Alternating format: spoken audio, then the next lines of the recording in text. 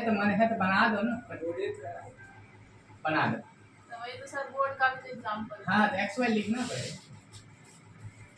आयत ठीक है ना, आयत की आमने सामने की भुजा बराबर होती है, ये बात तुम जानते हो, विद्वान हो सब।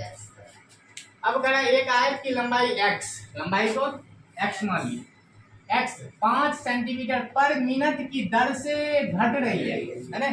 लंबाई करा 5, लंबाई जो है x जो है ना 5 सेंटीमीटर पर मिनट की दर से घट रही है। दर जब ये बोल देता है तो डिफरेंशिएशन करके बोलता है, फर्स्ट ऑर्डर डेरिवेटिव प्रथम कोटि अवकलन निकाल के बोलता है। तो बताओ x क्या आ जाएगा, dx बाय dt इक्वल कितना होगा, 5 सेंटीमीटर पर मिनट है ना। अब घट रही है तो क्या करोगे, माइनस लगाओगे ना, कहीं कोई दिक्कत है नहीं ना, कहीं कोई दिक्कत नहीं किसी को। हाँ dt लिखो।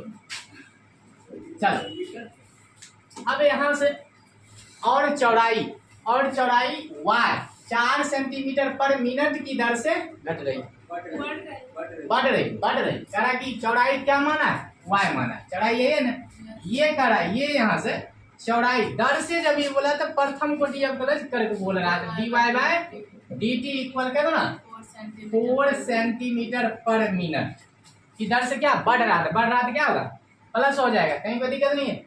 जब x बराबर कितना दिया 8, x बराबर कितना दिया 8 दे दिया, 8 सेंटीमीटर दिया और y बराबर दिया है 6 सेंटीमीटर, मतलब x y का मान भी दे दिया।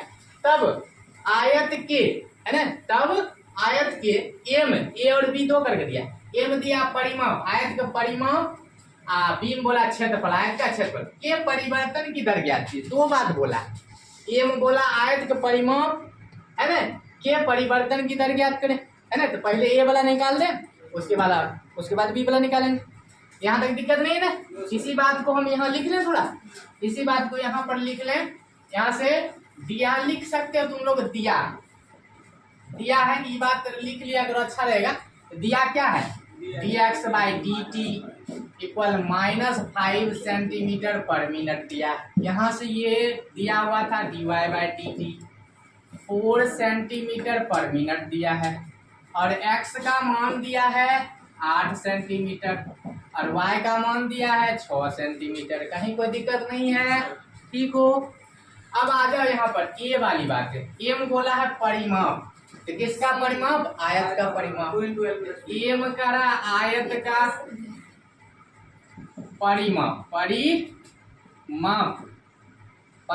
आयत का परिमाप। तो परिमाप को किससे डिवाइड करते हो, यहाँ से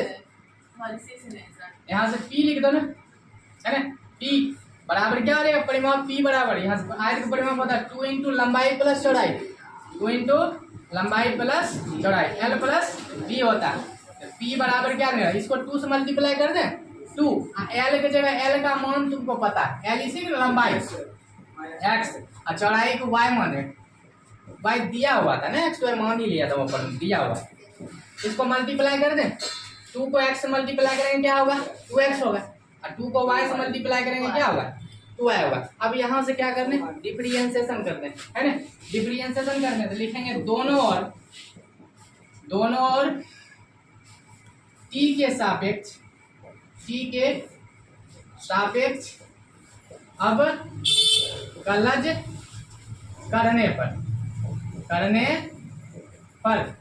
करने पर अब t के सापेक्ष काहे करेंगे, क्योंकि कहीं बोला नहीं है कि इसके रिस्पेक्ट में कीजिए, सापेक्ष कीजिए डिफरेंशिएशन, ऐसा नहीं बोला, तो नहीं बोला है तो किसके रिस्पेक्ट में करना है, t के सापेक्ष करना है ना।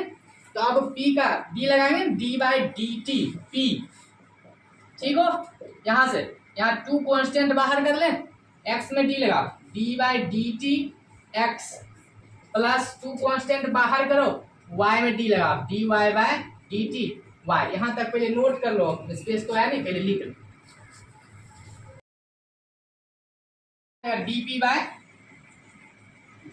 Bye dt equal to x का देखो dx बाई dt होगा ना यहाँ पर, है ना, dx by dt plus 2 y का क्या हो जाएगा dy बाय dt। अब सब ये तो निकालना है ना, ये तो निकालना है तुमको, इसका मान दिया है, इसका मान देखो यहाँ दिया है ना -5 सेंटीमीटर पर, यहाँ लिख दो -5 सेंटीमीटर पर मिनट लिख दो, प्लस 2 है तो 2, इसका भी मान दिया है 4 सेंटीमीटर पर मिनट दिया है ना। अब कैलकुलेशन करो, dp बाय dt इक्वल, इसको मल्टीप्लाई करो, -10 सेंटीमीटर पर मिनट प्लस इसको मल्टीप्लाई करो 8 सेंटीमीटर पर मिनट। dp बाय dt निकल गया तुमको, इसको घटा, प्लस माइनस माइनस घटाएंगे क्या आ जाएगा, -2 सेंटीमीटर पर मिनट। -3 सूत्र करता है, घट रहा, ये घट रहा है ना, ये आंसर होगा। ठीक है,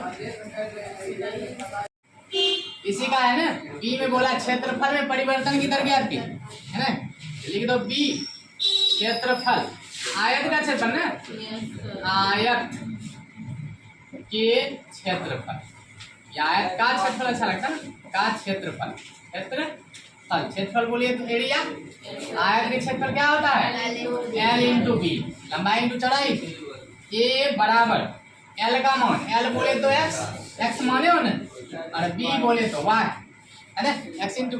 अब इसको क्या करना, डिफरेंशिएशन करेंगे ना, तो दोनों और क्या करोगे, दोनों और t के सापेक्ष अब कलज करने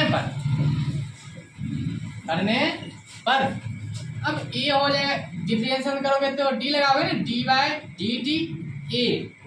अब देखो यहाँ भी डी बाई डी टी लगा लो, एक्स इंटू वाई, कहीं कोई दिक्कत नहीं है।